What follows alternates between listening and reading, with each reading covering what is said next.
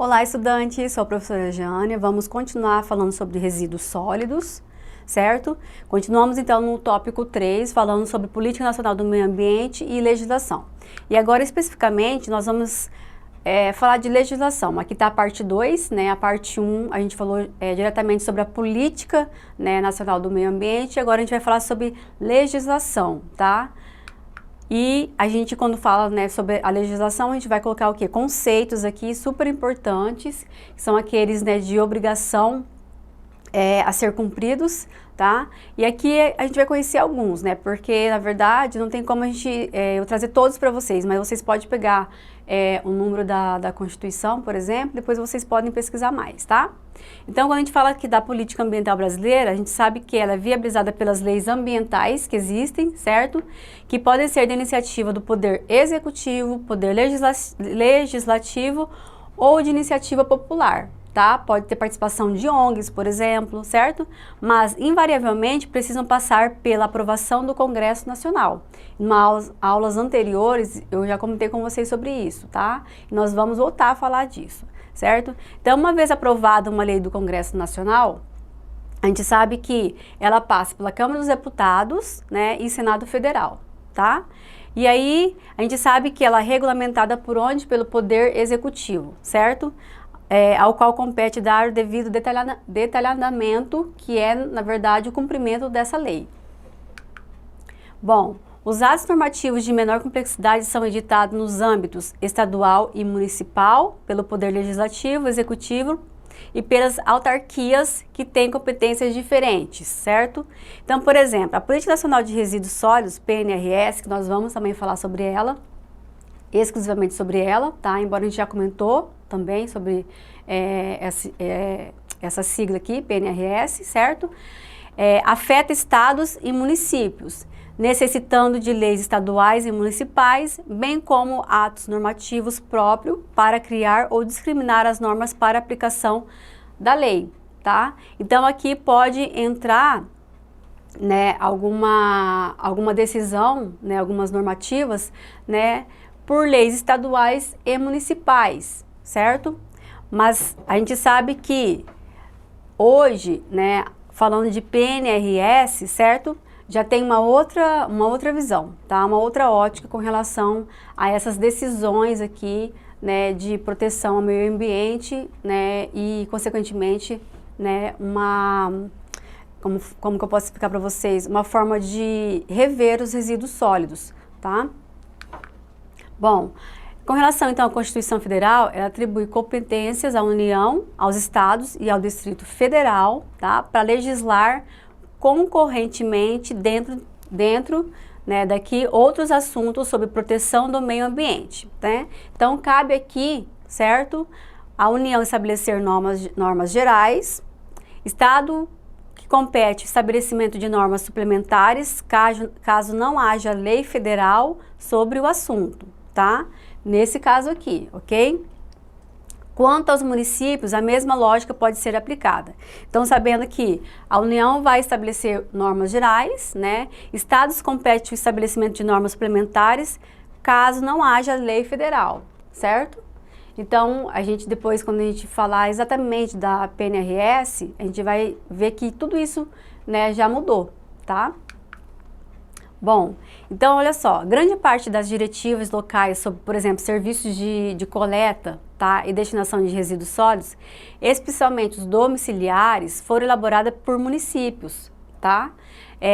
Antes da vigência da lei 2305/2010, que é a PNRS, tá? Que nós vamos falar sobre isso, tá? Então, antes era elaborado por municípios, agora existe, né, um protocolo a ser seguido, né, que foi realmente imposto por essa lei.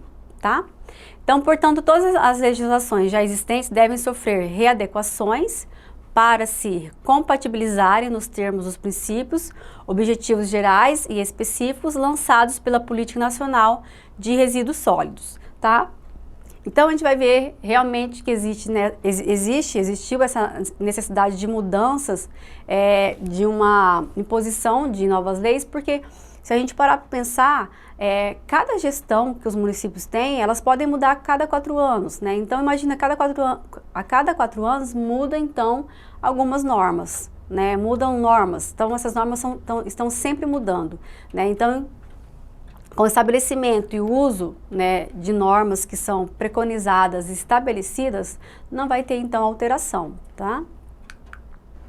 Bom, então conforme a Lei 12.305, né, de 2010, institui a Política Nacional de Resíduos Sólidos, altera o quê? A Lei, tá? 9.605 de 98 e dá outras providências. Primeiro aqui, artigo 3, né, no artigo 3. Para os efeitos dessa lei, entende-se por coleta seletiva, coleta de resíduos sólidos previamente segregados, conforme sua constituição ou composição. Esse aqui foi um exemplo que eu coloquei, tá? Para a gente poder ver, então, essas mudanças, certo? Então, quando a gente vê, né, por meio de uma lei que tinha, ok? A gente tinha outras formas, né, que podia ter outros tipos de coletas seletivas, tá? Ou, às vezes, alguns municípios nem impunham coleta seletiva, por exemplo, tá? Então, a gente sabe que para os efeitos dessa lei, entende-se por coleta seletiva, coleta dos resíduos sólidos previamente segregados, conforme sua constituição ou composição, tá? E a gente sabe que antes não tinha, né, não era tão corretamente assim. E aqui no artigo 3, né, continuando falando da lei, certo? Aqui no inciso 7, destinação final ambientalmente adequada, certo? Como destinação de resíduos que inclui a reutilização, a reciclagem, a compostagem, a recuperação e o aproveitamento energético ou outras destinações admitidas pelos órgãos competentes, tá? Que pode ser o Cisnama, tá? Ou pode ser aqui Suasa, entre elas, então, a disposição final. Então, a gente vê aqui de novo, então, né, uma mudança que teve, ok? Com relação, então, a essa nova lei. Esse aqui é um fluxograma, né, demonstrativo que eu coloquei aqui para a gente ver que alguns municípios, eles utilizam algumas regras, certo? Né, para poder realizar, por exemplo, né, o destino dos resíduos sólidos, tá? Então, aqui é um fluxograma do Sistema Integrado de Gerenciamento de Resíduos Sólidos Urbanos, né, de uma determinada cidade, certo? Então, aqui a gente tem uma organização desde lá, né, da geração do resíduo sólido, da sua coleta seletiva, okay, o manejo disso aqui, o tratamento disso aqui e a disposição final, certo? De uma certa forma organizado, tá? Mas aí vem a pergunta, será que todos os municípios faziam assim, né, antes de ter a lei, né, a lei PNRS, tá? E aqui essa imagem a gente pode refletir, né?